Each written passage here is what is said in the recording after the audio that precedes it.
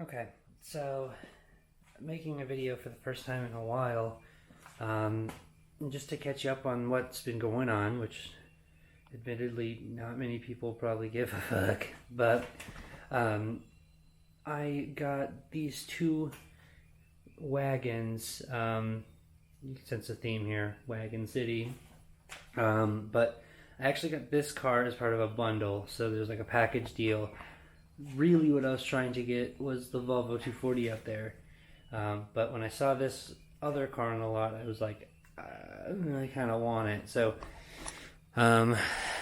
it's a Volvo v70. It's a 2000. It's super duper red. I had obviously just gotten rid of the S14, and that was the ultra red car. And so I saw this and I was like, ugh. And so I wound up getting this car as well as this one. So I had gone there to go buy this one because I think that as far as like a speculation car is concerned, this is something that I can own and it'll appreciate. And this car happens to be from Colorado. It has like zero rust on it. It's all original. It needs a lot of body, well, not body work so much, but it needs love.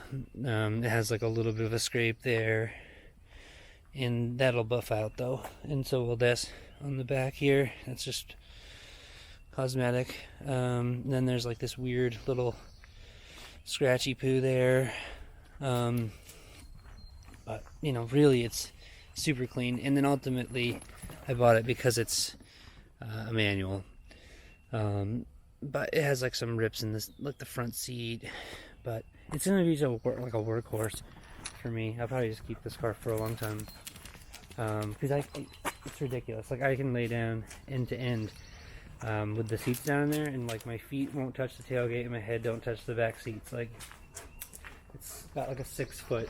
I'm like 6'1" or 6, maybe 5'11". And so it's got a huge cargo capacity. It's a really cool car. So I'm glad I picked it up. But then when I bought that, I saw this and I was like, what would you do for the two of them? The deal was a good deal. So I wound up with this car. It's got 190,000 on the clock, and it also is a stick, which I feel like it's really rare. So it has a standard, and with a Bluetooth stereo. I've been dailying this thing for the past month, and I've learned kind of its foibles. It needs a rear motor mount. The shift bushings I feel are weird, so I'm going to quickly change those out, and then I'll probably sell this car because I don't need it.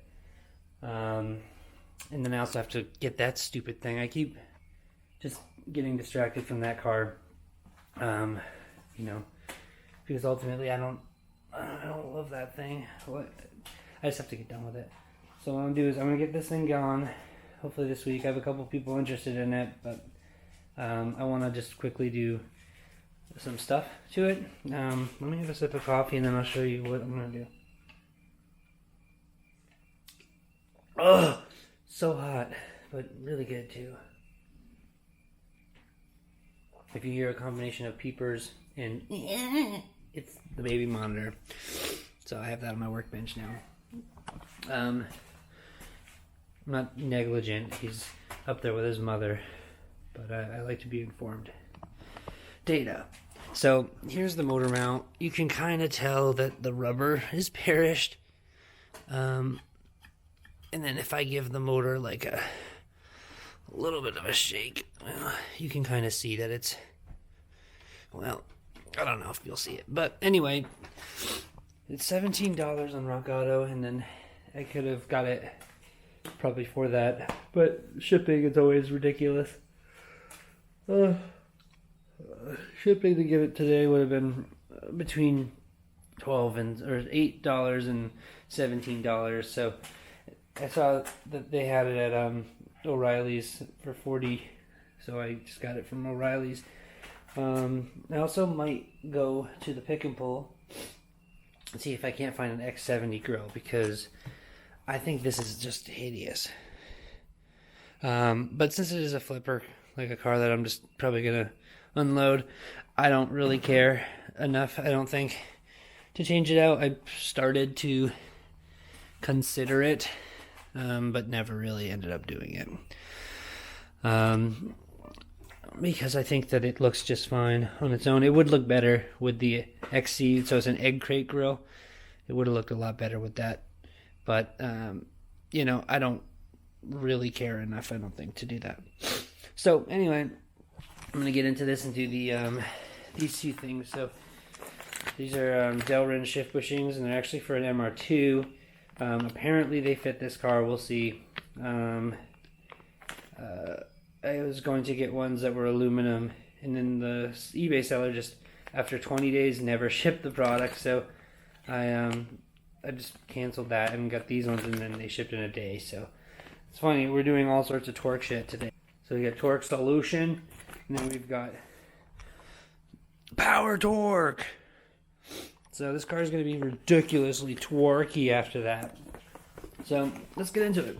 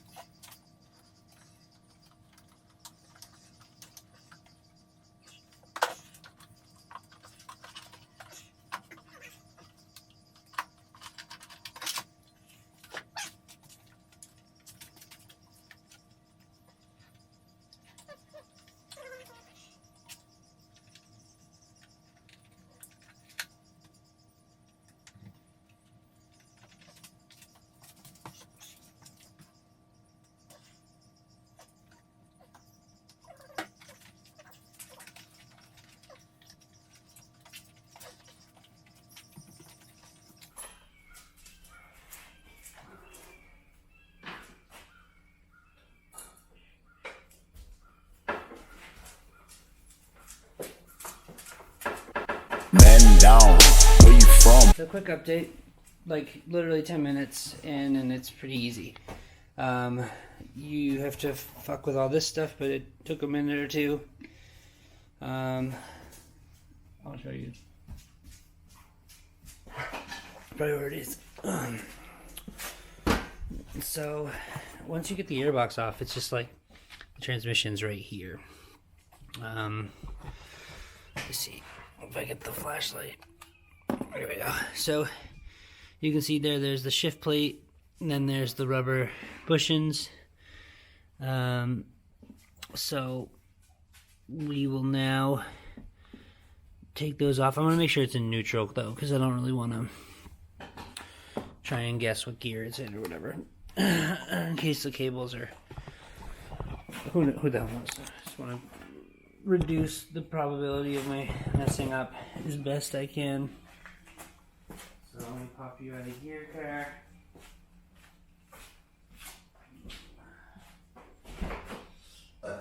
Excuse me.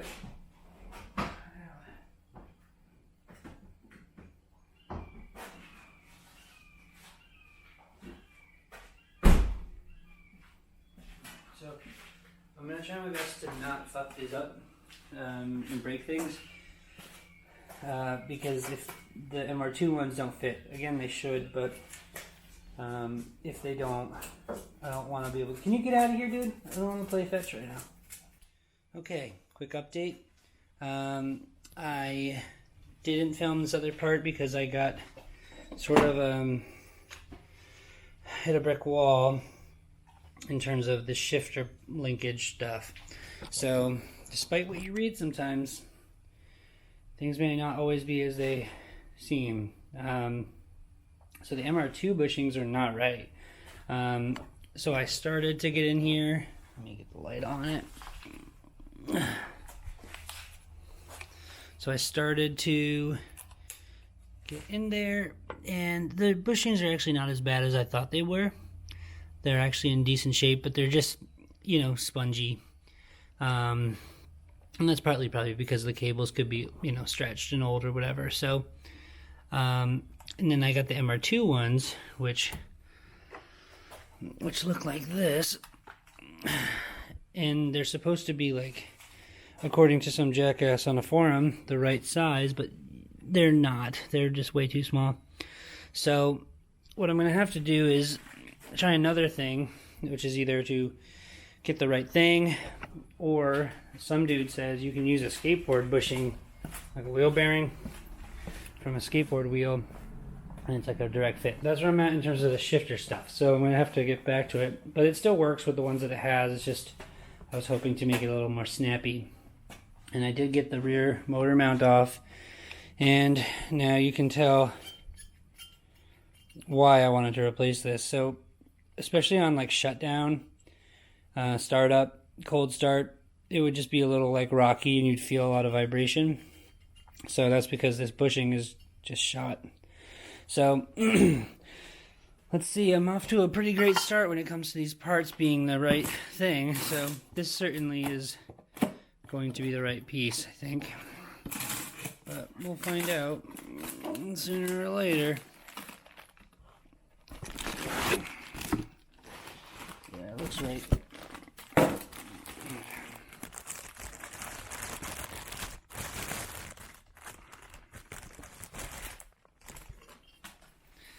Let's compare them, and that is definitely the right thing. So nice and solid feeling. So I'm gonna go ahead and put this in, and then I guess we'll see what happens next. But until then, maybe I'll film the installation of this. It's pretty easy. It's just 5, 6 whatever bolts, including the one that goes through the bushing, so 6. Alright, well, back at it.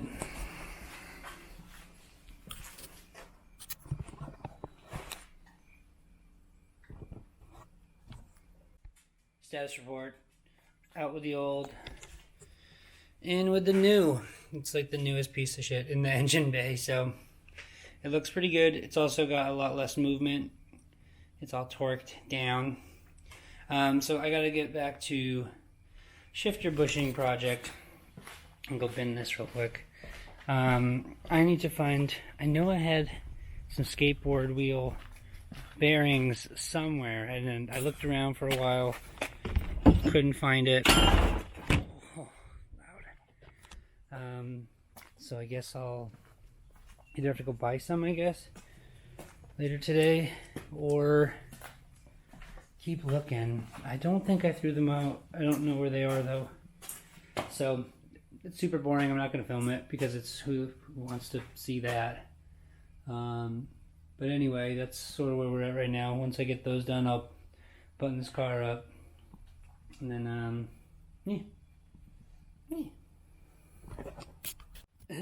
the delivery person came with this, the most important acquisition of them all. And then I'll also talk about what my game plan is here. So let me see. Okay. So it's a vent for the Volvo.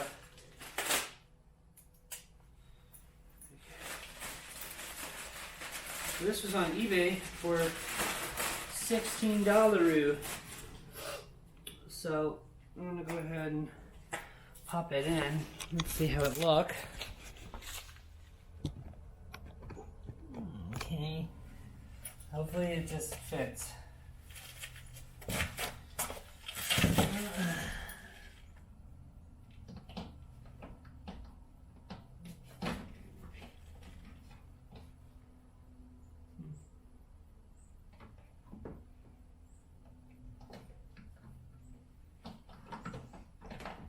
As you can tell, this is going very well so far. There we go. Awesome. Just like that, it's basically back to normal looking now. So then I gotta put the grill back in. And here's the deal. Joe Biden says a lot. So for the bushings, obviously I was hit with the reality that this MR2 solution that some ding-dong postured on the internet is not gonna work. So either I have to try another thing that another internet ding-dong says works, which might work, and that is to use a skateboard bearing, which actually might be kind of cool.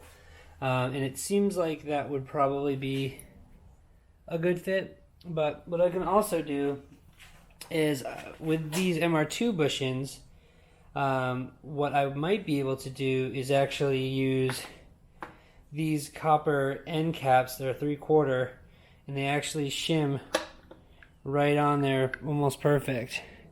So if I cut them down so that it's just a circular shape, like a donut hoop, I'm gonna be able to shim that out. And then I bought circlips that are 10mm, which should be the right size, or one of these like square. I'm realizing that I'm a terrible cameraman. Yeah, you can't really see, but these are clips basically that just like lock on. So, and then I got a bunch of washers and stuff. So this is gonna be like the steampunk version of what this, could be. Also, what I'm realizing is that, actually, it should work. Let me just do a quick test fit here. Let's see. So,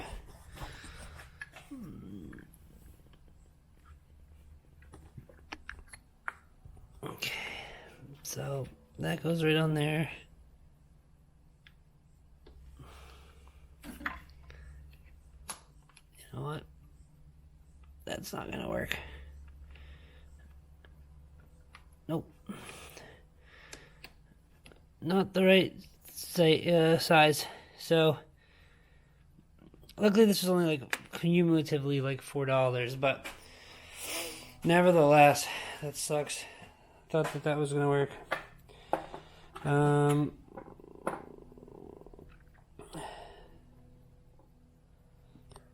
We'll see. I just don't want to use this rubber bushing.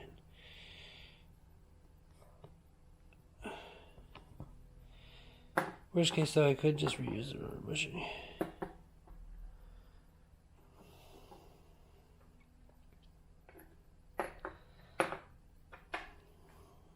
That's maddening. Alright. Welcome back. No time has elapsed for you, but a lot has elapsed for me.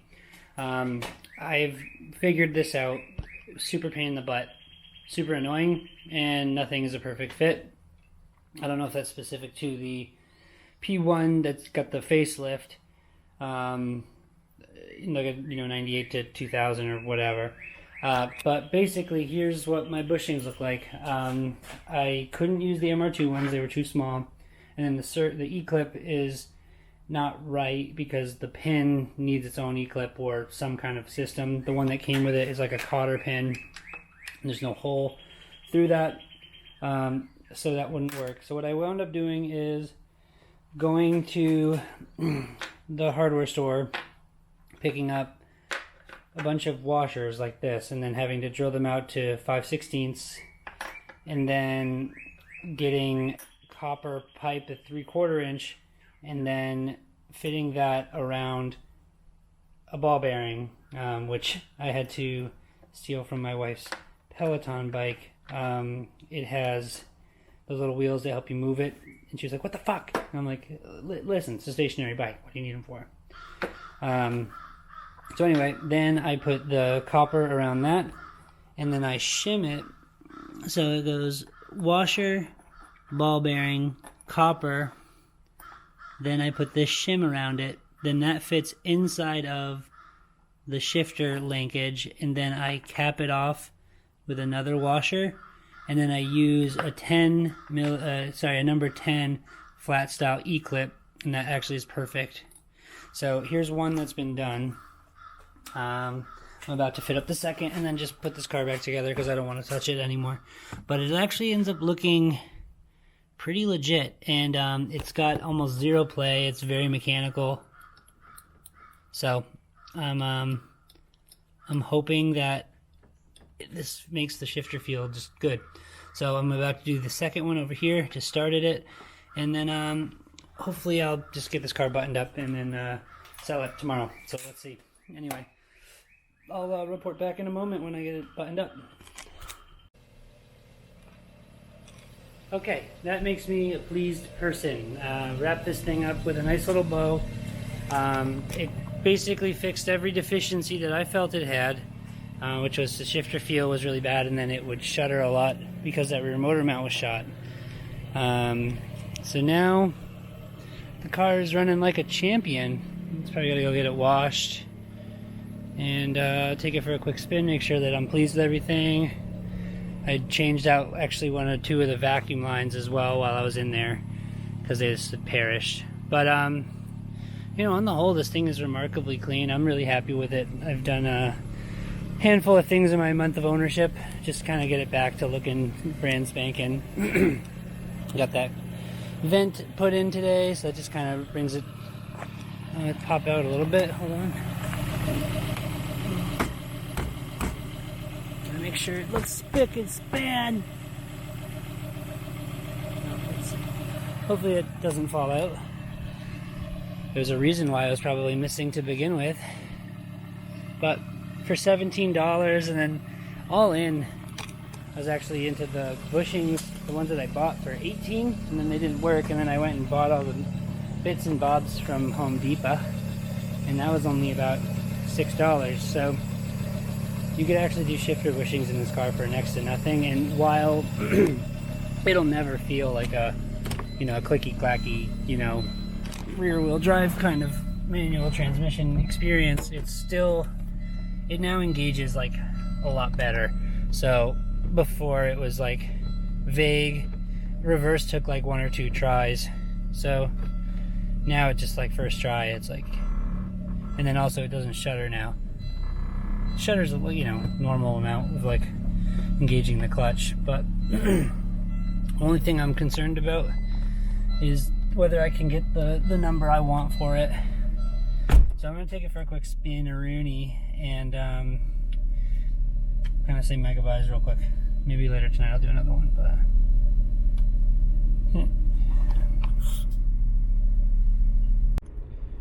so I've got to say, I've been driving the little Volvo wagon for the last day or two since I did the shifter mod, and it's been fantastic. I can't believe this is the same car.